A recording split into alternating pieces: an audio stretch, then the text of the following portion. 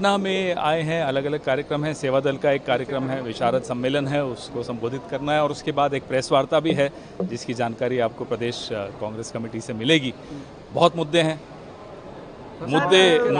मुद्दे बेशुमार हैं, नीतीश कुमार है, तो आप समझ रहे हैं कितने मुद्दे होंगे। लेकिन अभी बहुत ज्वलंत मुद्दे चल रहे हैं, चुनाव आयोग को लेकर भी हैं, बहुत सारे मुद्दे हैं, आज उस पर आपसे चर्चा होगी। चुनाव आयोग के राष्ट्रीय अध्यक्ष मल्लिकार्जुन खड़गे ने जो बयान दिया बिहार को लेकर, उसके बाद मैं उनके बगल में बैठा था, उन्होंने बिहार को लेकर एक भी ऐसी टिप्पणी नहीं की। उन्होंने कहा छोटे मोटे राष्ट्र और फिर बिहार पर आए, तो ये गलत बयानी भारतीय जनता पार्टी की पुरानी बीमारी है। ये उस बीमारी का इलाज बहुत जल्दी होगा। इटावा में जो इस तरह से घटना हुई है, कैसे देख रहे हो? इटावा की घटना कोई अलग घटना नहीं है, ऐसे अनेक घटनाएं लगातार होती चली जा रही हैं। तो मुझे लगता है कि सरकारों की जो जिम्मेदारी है, सरकारें उससे बचकर भागती हैं और अलग अलग मुद्दों में हम सबको आपको व्यस्त रखती हैं। इलेक्शन कमीशन जो रिवीजन वोटों को करेगी, उसको कैसे देख रहे हैं? उसी पर आज चर्चा आपसे करेंगे, विस्तृत चर्चा करेंगे। उसको हमने स्टडी भी किया है और भी स्टडी कर रहे हैं। कल हमने एक स्टेटमेंट भी निकाला कांग्रेस पार्टी की तरफ से।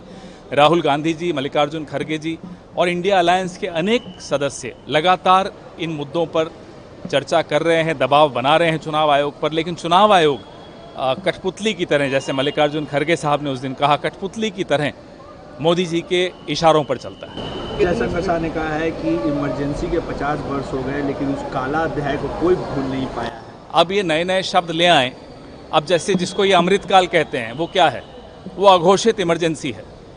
जिस नेता ने, जिस पार्टी की सरकार ने इमरजेंसी लगाई थी, संविधान के माध्यम से इमरजेंसी लगाई थी, संविधान के माध्यम से इमरजेंसी हटाई और फिर उस इमरजेंसी के लिए माफ़ी मांगी, जनता ने माफ़ किया और 353 सीटें लेकर वही पार्टी, वही नेता फिर से आई। प्रशांत किशोर कह रहे हैं कि कांग्रेस ने जितना बिहार को बर्बाद लालू यादव ने किया है, उतना ही बर्बाद कांग्रेस ने। बिहार के लोग जानते हैं, असलियत जानते हैं। यहाँ से आप निकलिए बाहर, दाएं बाएं जहाँ देखेंगे वहाँ आपको कांग्रेस के पुराने जो काम किए हैं वही दिखेंगे। एक सवाल है सर, प्रशांत किशोर ने यह भी कहा है कि बिहार में कांग्रेस जो है वो लालू यादव पे डिपेंडेंट है, उसकी अपनी कोई। आप क्यों समय वेस्ट कर रहे हैं? सही मुद्दों पर बात करें। सर, वोटर लिस्ट को रिव्यू कर रही है चुनाव आयोग, अभी चुनाव आने वाला है, इसको कैसे? वही उस पर आज हम चर्चा करेंगे, क्योंकि बहुत दिनों से, बहुत महीनों से, दिसंबर से हम लगातार चुनाव आयोग पर दबाव बना रहे हैं कि आपकी प्रक्रिया पारदर्शी नहीं है। उस पर जवाब देने की बजाय वो दाएं बाएं तो कर ही रहे हैं।